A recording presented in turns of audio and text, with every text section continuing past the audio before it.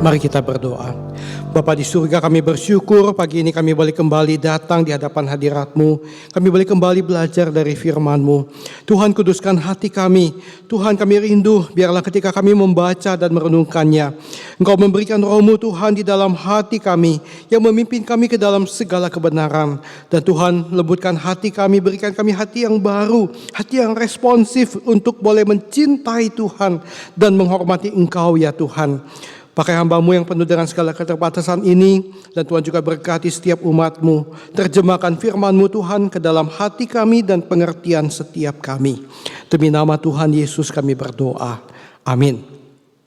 Jemaat sekalian, hari ini kita akan belajar dari kitab Yehezkiel, pasal 36 ayat 25 sampai 32. So sekalian, saya akan membacakan ayat-ayat di dalam perikop ini, sebuah bagian yang sangat memberkati setiap kita. Oke. Apakah bisa ditolong untuk PowerPoint-nya? Ya. Aku akan mencurahkan kepadamu air jernih yang akan mentahirkan kamu dari segala kenajisanmu dan dari semua berhala-berhalamu. Aku akan mentahirkan kamu. Ya, ini adalah firman Tuhan. Kamu akan kuberikan hati yang baru dan roh yang baru di dalam batinmu. Dan aku akan menjauhkan dari tubuhmu hati yang keras dan kuberikan kepadamu hati yang taat. Rohku akan kuberikan diam di dalam batinmu, dan aku akan membuat kamu hidup menurut segala ketetapanku dan tetap berpegang pada peraturan-peraturanku dan melakukannya. Dan kamu akan diam di dalam negeri yang telah kuberikan kepada nenek moyangmu, dan kamu akan menjadi umatku, dan aku akan menjadi Allahmu. Aku akan melepaskan kamu dari segala dosa kenajisanmu, dan aku akan menumbuhkan gandum serta memperbanyaknya, dan aku tidak lagi mendatangkan kelaparan atasmu. Aku juga memperbanyak buah pohon-pohonanmu dan hasil ladangmu, supaya kamu jangan lagi menanggung noda kelaparan di tengah bangsa-bangsa. Dan kamu akan teringat-ingat kepada kelakuanmu yang jahat dan perbuatan-perbuatanmu yang tidak baik. Dan kamu akan merasa mual melihat dirimu sendiri karena kesalahan-kesalahanmu dan perbuatan-perbuatan yang keji. Bukan karena kamu aku bertindak, demikianlah firman Tuhan Allah. Ketahuilah itu, merasa malulah kamu dan biarlah kamu dipermalukan karena kelakuanmu, hai kaum Israel. So sekalian, bagian ini adalah satu bagian yang luar biasa. Pendeta John MacArthur, seorang ekspositor Alkitab, dia mengatakan bahwa bagian ini, Yehezkiel 36 ayat 25 sampai 32 adalah salah satu bagian yang paling mulia di seluruh kitab suci berkaitan dengan pemulihan Israel kepada Tuhan. Dan Muslim mengangkat tema ini untuk dikhotbahkan hari ini dalam kaitan kita baru beberapa minggu yang lalu merayakan hari Pentakosta. Dan juga hari ini ada baptisan, sidi, dan atestasi. Ini adalah satu dasar di mana kita membangun ya sebuah kehidupan yang baru, sebuah hidup yang lahir baru dan relasi yang indah dengan Tuhan. So sekali kalau kita membaca kitab Yehezkiel, ya pertama kali kalau surah baca mungkin surah akan cukup sulit memahami. Karena di dalam kitab ini ada banyak penglihatan, ada banyak simbol-simbol yang tidak bisa serta-merta langsung dimengerti dengan pikiran yang sederhana. Ya mungkin kita perlu self study dan kita perlu pertolongan Allah Roh Kudus menerjemahkan firman itu untuk kita bisa memahami dan mengerti. So sekalian, Yehezkiel adalah seorang imam. Ya, dia adalah keturunan imam yang pelayanan di Yerusalem. Di usia yang sangat muda sekali, dia menyaksikan penyerangan negara Babel yang pertama kali ke Yerusalem. Dan waktu itu Yerusalem sudah ditundukkan, ditaklukkan oleh Raja Babel. Tetapi pada waktu itu dalam penyerangan pertama, Bait Allah Yerusalem belum dihancurkan. So sekalian, Yehezkiel itu waktu itu baru usia 25 tahun. Ya, orang biasa 25 tahun itu kalau calon imam, ya waktunya dia untuk menikah begitu. Tapi karena terjadi peperangan, terjadi krisis, dia terbawa sebagai tawanan gelombang pertama. Ya, ada gelombang kedua dan ada gelombang ketiga nantinya. Ya, untuk ditawan dan dibawa ke negeri pembuangan di Babel di usia 25 tahun.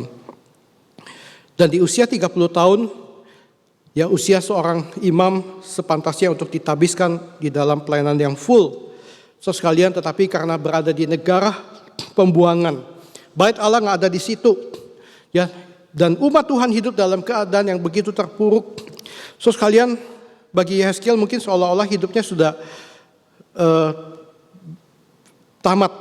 Tetapi di situ Tuhan menyatakan firman, Tuhan memberikan banyak pengungkapan dan penglihatan kepada Yehezkiel. Dan apa yang Tuhan katakan kepada Yehezkiel. So sekalian, di situ Tuhan ungkapkan, ya, di satu sisi kemuliaan Tuhan yang Yehezkiel boleh lihat, hadirat Tuhan yang begitu ajaib dan luar biasa.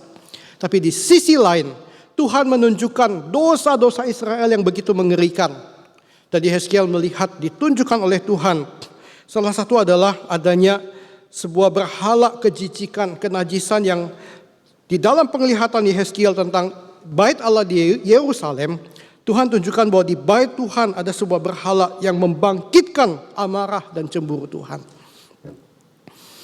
Dan di sisi lain kemudian Tuhan juga tunjukkan pada Yehezkiel, ya, dosa-dosa yang dilakukan oleh para pemimpin negara dan juga pemimpin agama Yahudi yang sangat menyakitkan hati Tuhan dan sangat memalukan. Dan saudara sekalian, di Yehezkiel pasal 10 ayat 18, firman Tuhan mengatakan, Yehezkiel mencatat, dia melihat kemuliaan Tuhan pergi dari ambang pintu bait suci dan hinggap di atas kerup-kerup. Kerup itu adalah makhluk surgawi yang kudus dan mulia yang khusus tugasnya untuk melayani Tuhan. Ya, dan di dalam bahasa Inggris adalah cherubim and seraphim. Ya, dan dikatakan bahwa kemuliaan Tuhan, ya, naik di atas cherubim itu dan membawa, ya, mereka mengiringi kemuliaan Tuhan meninggalkan bait Allah di Yerusalem. Itu berarti apa? Itu berarti bahwa Tuhan sebentar lagi akan mendatangkan penghukuman. Tuhan sudah tidak berkenan hadir di tengah-tengah umatnya yang najis dan berdosa. Dan sekalipun kemuliaan Tuhan, kabot, itu adalah kata kemuliaan, the glory of God. Ya, kata kabot ini mirip dengan bahasa Jawa abot. Ya, karena di dalam arti harafiah dari bahasa Ibrani itu adalah berat, ya, berbobot. Ya, kemuliaan Tuhan meninggalkan bait suci Yerusalem, tetapi di sisi lain di pasal 40 Tuhan ungkapkan sebuah visi kepada Yehezkiel, ya, sebuah bait Allah yang sedikit berbeda rancangannya. Ya, dan Yehezkiel kaget sekali, mengapa di sebuah tanah pembuangan, ya, di negara orang kafir, di negara yang penuh dengan berhala, di sebuah negara yang telah memperbudak orang Israel, bangsa pilihan Tuhan. Mengapa di situ kemuliaan Tuhan hadir dan Tuhan menunjukkan sebuah penglihatan bait Allah yang kudus dan mulia Tuhan berikan kepada dia. So sekalian, untuk penafsiran tentang bait Allah Yehezkiel yang dicatat di dalam kitab ini ada berbagai versi penafsiran. Ada kelompok tertentu mengatakan inilah bait Allah yang nanti akan dibangun di Yerusalem. Ya, di entah abad ke-21 atau 22 nanti, ya, dan teman-teman yang pernah ke Israel mungkin telah melihat, ya, persiapan-persiapannya. So sekalian, ini adalah sebuah penafsiran, ya, versi yang satu. Tapi ada penafsiran versi lain yang menganggap bahwa milenial itu sudah terjadi. Ya, ini adalah sebuah progresif milenial. Ya, bahwa sejak kedatangan Tuhan yang pertama kali dan sejak Yesus mati di kayu salib dan Yesus bangkit dan naik ke surga, kerajaan Allah itu sudah dimulai di dunia ini. Ya, di dalam wujud rohani kita sebagai umat pilihan, umat tebusan Tuhan, imamat yang rajani yang melayani Tuhan. Ya, bukan dalam kondisi yang sempurna dan ideal, tetapi anugerah Tuhan ada bersama dengan kita. Dan gambaran ini adalah sebuah gambaran rohani, ya, prinsip-prinsip rohani yang Tuhan berikan, ya, bagaimana umat Tuhan melayani Tuhan dan hidup bagi Tuhan. Ya, dan kalau saudara membaca Yehezkiel lebih jauh, di situ dikatakan ada the son of Zadok, ya, imam-imam keturunan Zadok yang kudus, yang melayani Tuhan dan fokus hanya menyembah Tuhan. Mereka adalah kaum, ya, imam yang betul-betul menyucikan diri dan dipilih oleh Tuhan, ya, karena kesetiaan mereka untuk memuliakan Tuhan. Ya, ada kelompok imam yang lain yang melayani umat, ya, karena mereka tidak penuh dengan komitmen dalam kekudusan dan Tuhan memisahkan mereka, ya, dari tempat maha kudus, ya, untuk sebuah tugas yang lain, tetapi mereka juga melayani Tuhan. So sekalian, konteks kitab Yehezkiel pasal 36 adalah bagian ini ditulis di dalam kondisi apa? Israel yang sudah jatuh dalam dosa yang begitu mengerikan. Ya, Alkitab mengatakan mereka menyembah berhala, mereka hidup dalam kejahatan. Israel utara sudah ditaklukkan oleh kerajaan Asyur. Dan Israel selatan yaitu Yehuda, ya sudah pertama kali sempat mengalami serangan Babel. Dan nanti akan diserang lagi beberapa kali. Ya, dan serangan berikutnya Bait Allah akan dihancurkan. Ya, dan Yehezkiel termasuk ya orang yang dibawa di dalam pembuangan. Dia diberi penglihatan bahwa kemuliaan Tuhan sudah meninggalkan bait suci Yerusalem. Dan tidak lama lagi Tuhan memberitahu Yehezkiel bahwa bait Allah Yerusalem akan hancur dan tembok Yerusalem akan runtuh. So sekalian, bagian ini mengajarkan kita beberapa hal yang penting. Yang pertama di ayat 25. Saya akan bacakan lagi ketika Tuhan berfirman, "Aku akan mencurahkan kepadamu air jernih yang akan mentahirkan kamu dari segala kenajisanmu dan dari semua berhala-berhalamu. Aku akan mentahirkan kamu." Bagian ini bicara tentang pengampunan dosa.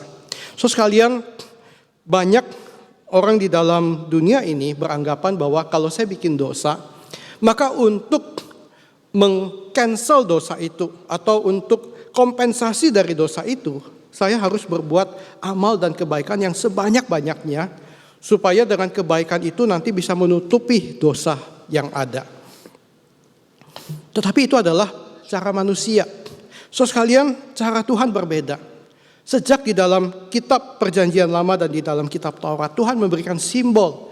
Ya, penyucian dari dosa adalah apa? Imam itu akan mempercikan apakah itu air, apakah itu darah domba, ya ke sebuah objek yang dianggap kotor dan berdosa untuk disucikan, dikuduskan.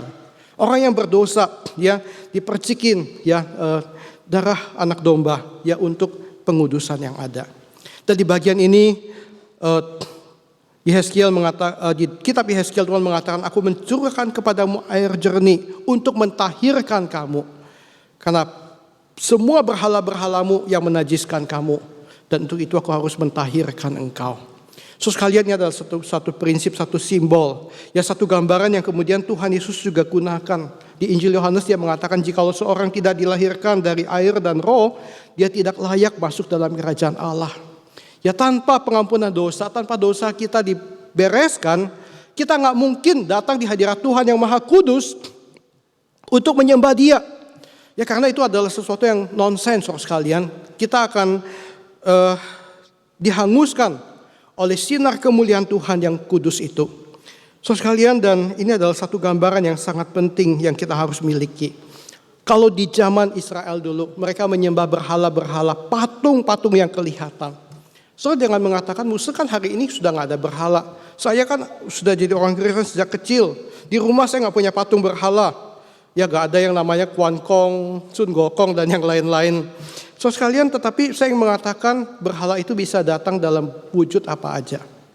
Berhala itu bisa sesuatu yang engkau begitu pentingkan melebihi Tuhan yang mengasihi kita. Itu bisa pekerjaan kita, bisa hobi kita, bisa orang-orang tertentu di dalam hidup kita, bisa harta kekayaan kita, bisa titel kita, bisa nama baik kita, bisa ketenaran kita. So sekalian, apapun yang kita jauh lebih pentingkan, itu adalah berhala. Dan Tuhan mengatakan berhala-berhala itu akan menajiskan hidup kita dan dia harus mentahirkan kita. So sekalian, ini sebuah kabar baik bahwa pengampunan dosa bukan upaya kita, tapi atas inisiatif Tuhan yang Dia lakukan untuk kita. Yang kedua, so sekalian, bagian ayat 26 dan 27 bicara tentang kelahiran baru. Ayat 25 tadi dengan pentahiran dengan air jernih adalah sebuah simbol dan dinyatakan, digenapi dalam wujud. Tuhan mengatakan, "Aku memberi engkau hati yang baru dan roh yang baru. Aku akan menjauhkan dari tubuhmu hati yang keras." So saya kita melihat ketegaran dan kekerasan hati orang Israel. Tuhan mengatakan bangsa ini bangsa yang tegar tengkuk, hati yang keras seperti batu. Tetapi Tuhan mengatakan, "Aku akan menjauhkan hati yang seperti itu dan kuberikan kepadamu hati yang taat." Ya, hati di dalam terjemahan Alkitab Indonesia itu bukan lever, ya, tetapi jantung. Ya karena di dalam terjemahan Mandarin sin itu adalah heart, ya, jantung, ya. Di dalam pemahaman orang Ibrani lev, ya, kata aslinya itu ya adalah sumber segala kehidupan, segala pemikiran, emosi, motivasi dan keputusan yang diambil itu datang dari hati. Kitab Amsal mengatakan jagalah hatimu dengan segala kewaspadaan, sebab dari situlah terpancar kehidupanmu. Dan Tuhan mengatakan dia memberikan kepada umatnya hati yang baru.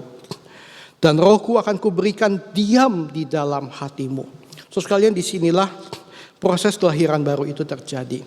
So sekalian jauh sebelum engkau bisa meresponi, aku mau percaya Tuhan, aku mau datang kepada Tuhan. Jauh-jauh hari sebelumnya Tuhan sudah menghidupkan rohani kita. Ketika rohani kita dihidupkan kembali, dan ketika kita mendengar berita Injil, ketika kita mendengarkan firman Tuhan diberitakan, kita bisa merespon. Kita bisa tahu bahwa itu adalah suara Tuhan, itu adalah panggilan Tuhan kepada kita. Hati yang seperti ini yang bisa responsif untuk datang kepada Tuhan, itu adalah anugerah Tuhan yang Tuhan berikan kepada kita. Hari ini teman-teman yang sudah ikut katekisasi, yang mengatakan aku mau percaya kepada Tuhan Yesus dan aku sudah menerima dia sebagai Tuhan dan Juru Selamat. Jauh hari sebelumnya, saudara sekalian, di dalam proses anugerah keselamatan yang Tuhan berikan, Tuhan sudah menghidupkan lebih dulu hati setiap saudara sehingga engkau bisa merespon kepada dia. Tanpa proses itu terjadi kita gak mungkin bisa. Dan ini adalah satu good news yang sangat luar biasa. Umumnya agama di dalam dunia mengajar segala prinsip yang legalistik. Engkau harus melakukan ini, engkau gak boleh melakukan ini. Ya, dan orang Farisi begitu legalistik di dalam mereka membuat aturan-aturan agama yang ada.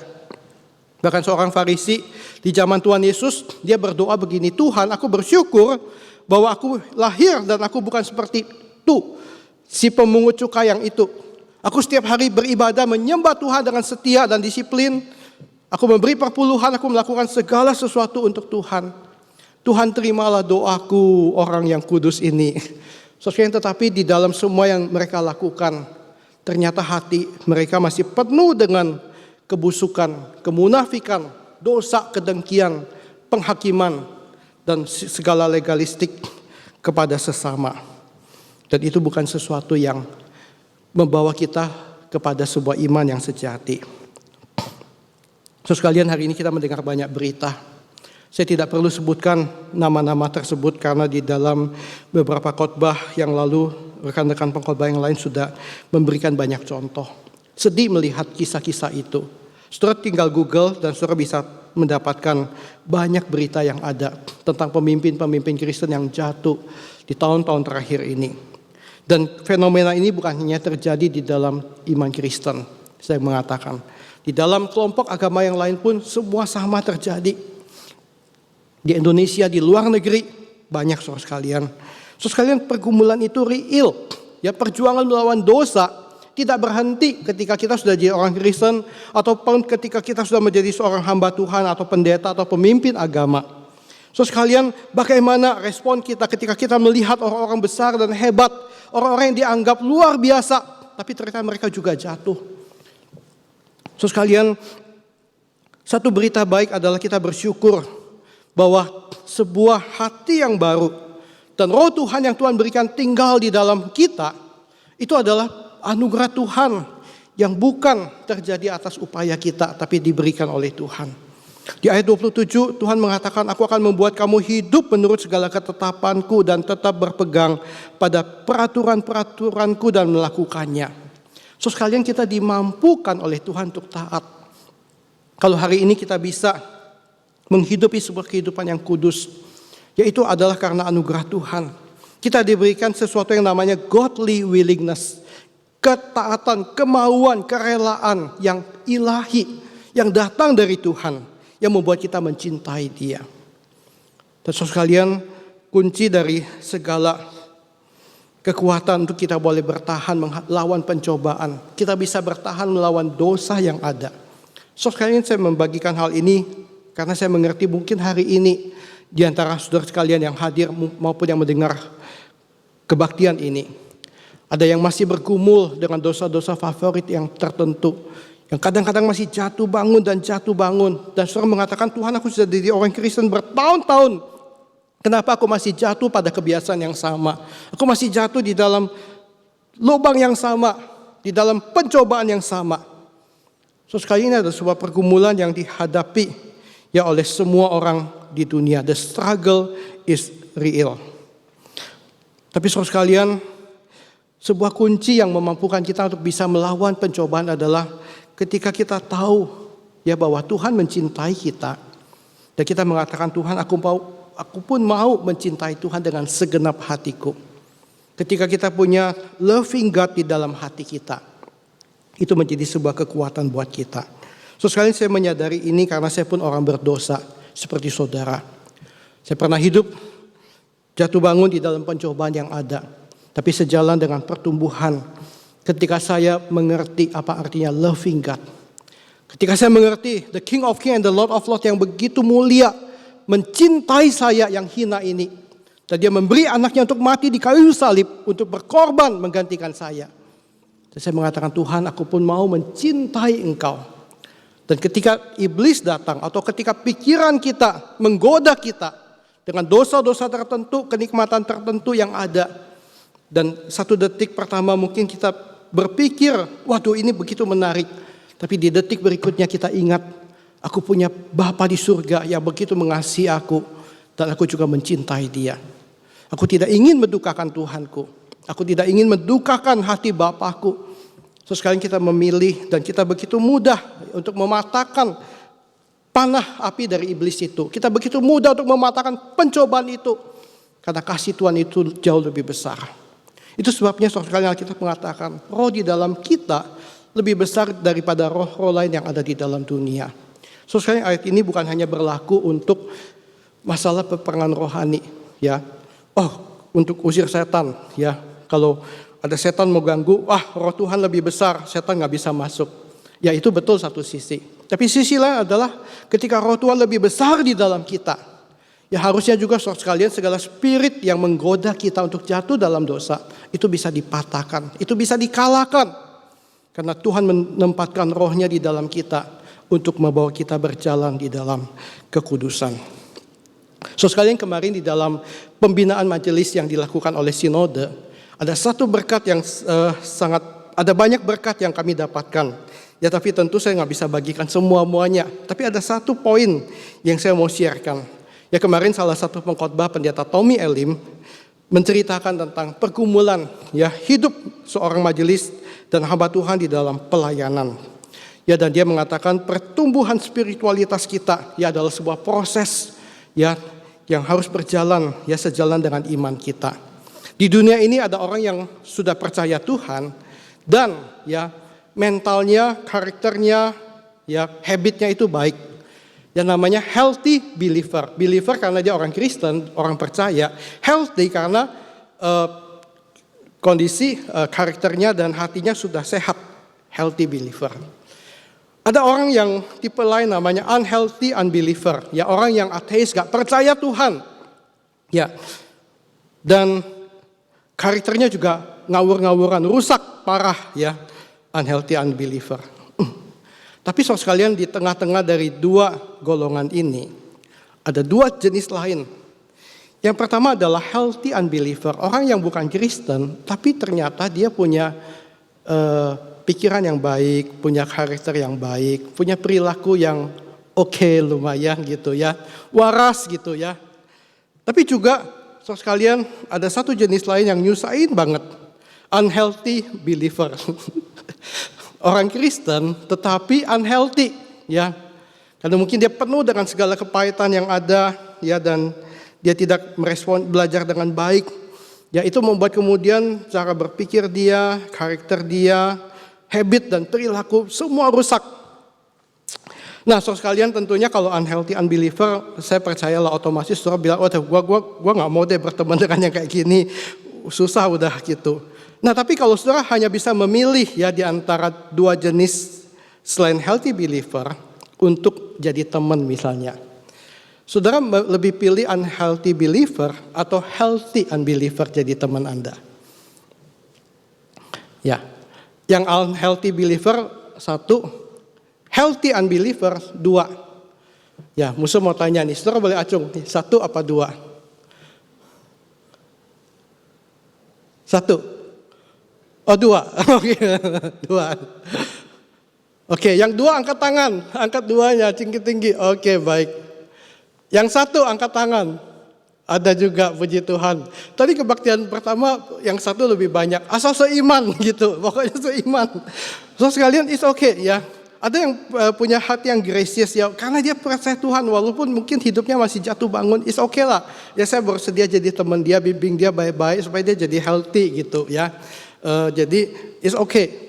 Nah saya mau tanya, kalau di dalam urusan merekrut tenaga kerja, perusahaan saudara membutuhkan seorang manajer keuangan yang sangat jujur, komitmen, baik hati. Saudara pilih unhealthy believer atau healthy unbeliever? Lebih berani pakai yang mana? 2. Oke. Tadi pagi ada yang bilang 1 ya. Yang penting seiman, gak apa-apa gue bimbing. Tapi 2. Oke. So sekali ini sesuatu yang tidak mudah saudara sekalian. Kemarin bahkan di dalam Zoom meeting pembinaan Majelis Sinode dan peserta ada 400 lebih, hampir 500 orang. Itu juga di chat, waduh 1, 2, banyak sekali ya. Melihat dari berbagai sudut. Tapi saya ingin mengatakan, sejujurnya, tidak ada satupun dari kita yang di posisi 100% sebagai healthy believer. Kita hari ini masih dalam proses sanctification, pengudusan.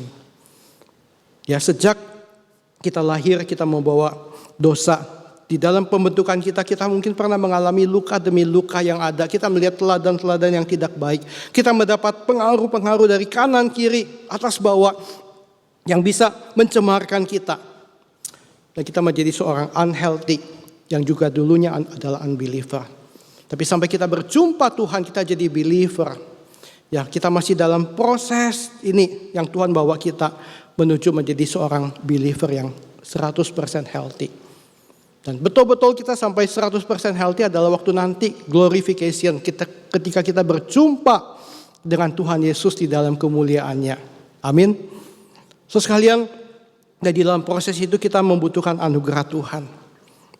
Tapi satu hal yang kita bersyukur adalah Tuhan mengatakan Dia memberikan rohnya kepada kita.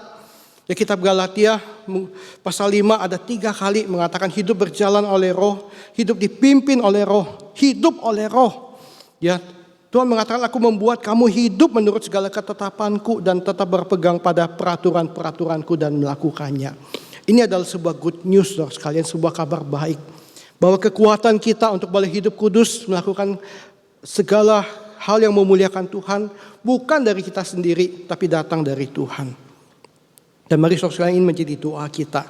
Kita boleh minta kepada Tuhan. Kita berkata, Tuhan berikan aku hati yang baru. Tempatkan rohmu Tuhan di dalam batinku, supaya aku boleh hidup menurut segala ketetapanmu. Dan aku tetap berpegang kepada peraturanmu dan melakukannya. Supaya aku boleh mencintai Engkau dengan segenap hatiku.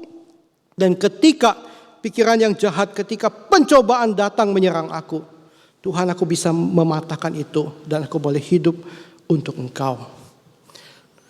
Yang keempat saudara sekalian, bagian ini bicara tentang covenant renewal, pembaharuan ikatan perjanjian. Dan kamu akan diam di dalam negeri yang telah kuberikan kepada nenek moyangmu. Dan kamu akan menjadi umatku dan aku akan menjadi Allahmu. Kalimat terakhir ini adalah sebuah kalimat yang berulang kali Tuhan katakan di dalam Alkitab. Engkau akan menjadi umatku dan aku menjadi Allahmu. Ya, Tuhan datang mencari kita, menjalin sebuah relasi dengan kita. Dia menjadi Allah kita dan kita menjadi umat kepunyaannya. Dan seringkali sekali kalimat ini dilanjutkan dengan satu frase. Tuhan mengatakan satu bagian berikutnya lagi, saudara hafal? Orang Kristen mesti hafal. Tuhan mengatakan kuduslah kamu, sebab aku Tuhan Allahmu adalah kudus. Saudara sekalian, dan ini adalah sebuah privilege. Kita orang berdosa yang sudah tidak ada harapan, diangkat ke dalam kemuliaan. Diberikan sebuah privilege untuk boleh hidup seperti Tuhan dengan punya karakter dan punya kualitas yang serupa dengan Dia, yaitu kudus. Dan saudara sekalian, inilah yang kita akan nikmati di dalam kekekalan nanti. Ketika kita bertemu dengan Tuhan, kita disempurnakan dalam proses glorification. Saudara sekalian, hanya orang-orang yang kudus yang akan bisa menikmati persekutuan yang intim dengan Tuhan. Dan bagian terakhir, saudara sekalian, bicara tentang pengudusan dan berkat. Saudara sekalian, saya bukan ingin mengkhotbahkan tentang berkat ya secara sembarangan, tetapi karena ini ada di dalam bagian Alkitab, ya apa yang Tuhan katakan sendiri dalam firman-Nya dan kita percaya. Tuhan mengatakan, aku akan melepaskan kamu dari segala dosa kenajisanmu, ya artinya dia menguduskan umat-Nya. Dan bagian lain adalah berkat yang berlimpah. Aku akan menumbuhkan gandum serta memperbanyaknya. Dan aku tidak lagi mendatangkan kelaparan atasmu. Aku juga memperbanyak buah pohon-pohonanmu dan hasil ladangmu, supaya kamu jangan lagi menanggung noda kelaparan di tengah bangsa-bangsa. Ya, saudara sekalian, skala atau kategori berkat bagi orang Israel di zaman itu adalah berkat di dalam ladang bercocok tanam. Ya, karena mereka belum mengenal banyak bentuk usaha yang lain. Dan itu adalah satu gambaran konfirmasi yang Tuhan berikan. Ketika dia berkenan kepada umatnya yang dia kuduskan, dia memberi berkat kembali, menopang mereka dan menyertai mereka. Jemaat sekalian, mesti berdoa. Ya, kiranya apa yang kita belajar hari ini menolong kita untuk boleh merespon kepada Tuhan.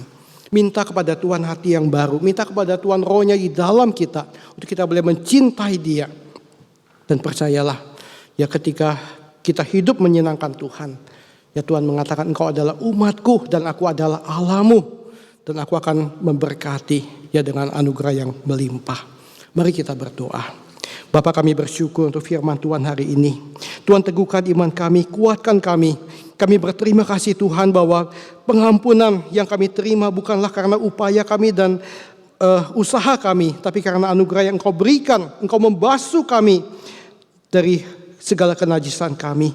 Kami tahu Tuhan, kemampuan kami untuk mencintai Tuhan itu pun bukan karena kehebatan dan kekuatan kami, tapi karena Engkau telah memberikan kami hati yang baru, hati yang lembut. Engkau menempatkan roh-Mu di dalam kami, sehingga kami dimampukan untuk melakukan semuanya itu. Bapa, biarlah Tuhan, ketika kami sudah menerima semua berkat dan anugerah yang begitu besar, kami boleh meresponi Engkau Tuhan dengan sebuah hati yang taat, dengan sebuah hati yang mencintai Engkau dengan sungguh. Dan kami percaya Tuhan, kami akan menjadi umat kepunyaan-Mu yang menyenangkan hati-Mu Tuhan. Berkati setiap umat-Mu pagi ini dengan firman-Mu, dengan kekuatan dari Tuhan. Di tengah situasi pandemi yang mungkin kadang-kadang membuat emosional kami tidak stabil. Di tengah-tengah situasi seperti ini yang kadang-kadang bisa menggoda kami dengan berbagai pencobaan yang bisa kami alami. Tuhan, jaga kami, topang kami dan sertai kami, untuk kami boleh terus berjalan menyenangkan hati-Mu ya Bapa. Demi nama Tuhan Yesus kami berdoa. Amin.